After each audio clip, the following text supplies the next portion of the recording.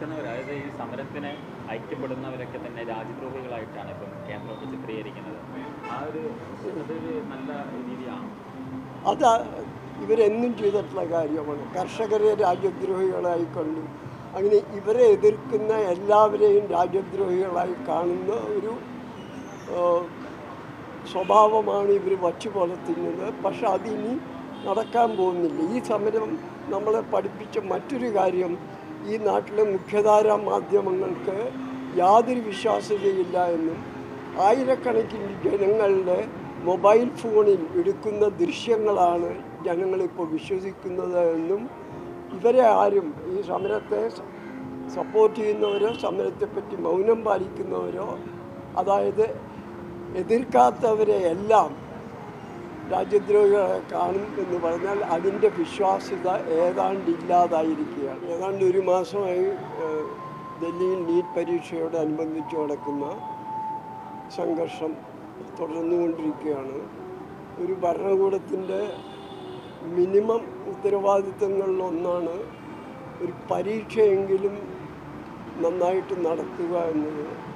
കോടിക്കണക്കിന് വിദ്യാർത്ഥികളെ ഉത്കണ്ഠാകുലരായിക്കൊണ്ട് പലതവണ പേപ്പർ ലീക്ക് വന്നിട്ട് അതിന് ഉത്തരവാദിത്വം ഏറ്റെടുക്കാൻ ആരുമില്ല എന്നൊരു സ്ഥിതി വന്നപ്പോഴാണ് വിദ്യാർത്ഥികൾ രംഗത്തിറങ്ങിയത്. അവരുടെ സമരത്തെ ഏറ്റവും ശക്തമായിട്ട് തന്നെയാണ് സർക്കാർ അടിച്ചമർത്തുന്നത്. പെല്ലറ്റ് ഗണ്ണുകൾ വരെ ഉപയോഗിക്കുന്നു. ചില പ്രത്യേക മതവിഭാഗത്തിൽപ്പെട്ടവരെ വീടുകളിൽ ചെന്ന് വരെ ആക്രമിക്കുന്നു. കുട്ടികളുടെ പാസ്പോർട്ടുകൾ ജപ്തി ചെയ്യുന്നു. നാളിതുവരെ കാണാത്ത ഭരണകൂട ഭീകരതയാണ് ഒരു ഭാഗത്ത്. പക്ഷേ വിദ്യാർത്ഥികളോട് ഏറ്റുമുട്ടിയ സർക്കാരുകൾക്ക് അധികം കാലം അതിജീവിക്കാൻ സാധിച്ചിട്ടില്ല. പാരീസിൽ, ബെർലിനിലും മറ്റും 1970കളിലും ഈ അടുത്ത കാലത്ത് നേപ്പാളിലും ബംഗ്ലാദേശിലും മറ്റും കണ്ടത് വിദ്യാർത്ഥി പ്രക്ഷോഭത്തെ അടിച്ചമർത്തുക പ്രയാസമാണ്.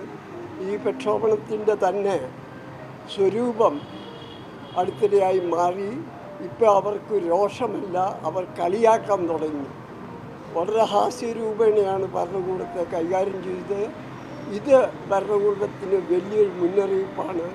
സോവിയറ്റ് യൂണിയൻ തകരുന്നതിന് മുമ്പ് ഇത്തരത്തിലുള്ള വലിയ പരിഹാസം സോവിയറ്റ് യൂണിയനിലും ഉയർന്നിരുന്നു. ഒരു ഭരണകൂടത്തെ പരിഹസിക്കാൻ തുടങ്ങുമ്പോൾ അതിൻ്റെ അർത്ഥം ഭരണകൂടത്തെ പേടിക്കുന്നില്ല എന്നാണ്.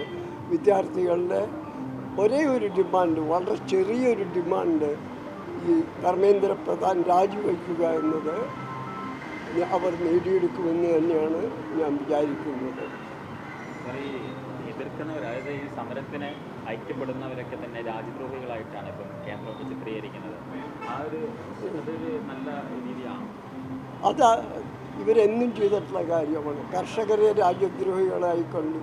അങ്ങനെ ഇവരെ എതിർക്കുന്ന എല്ലാവരെയും രാജ്യദ്രോഹികളായി കാണുന്ന ഒരു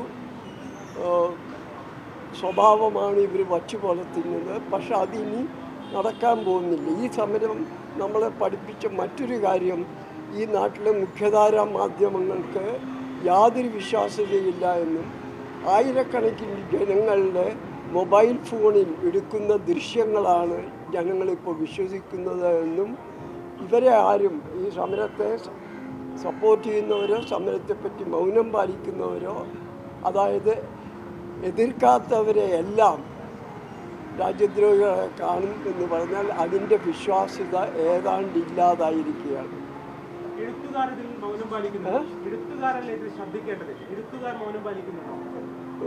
എൻ്റെ വിചാരത്തിൽ സമൂഹത്തിൽ ഒരു വിഭാഗം ആൾക്കാർ ഇതിനെപ്പറ്റി മൗനം പാലിക്കുന്നില്ല എന്നാണ്.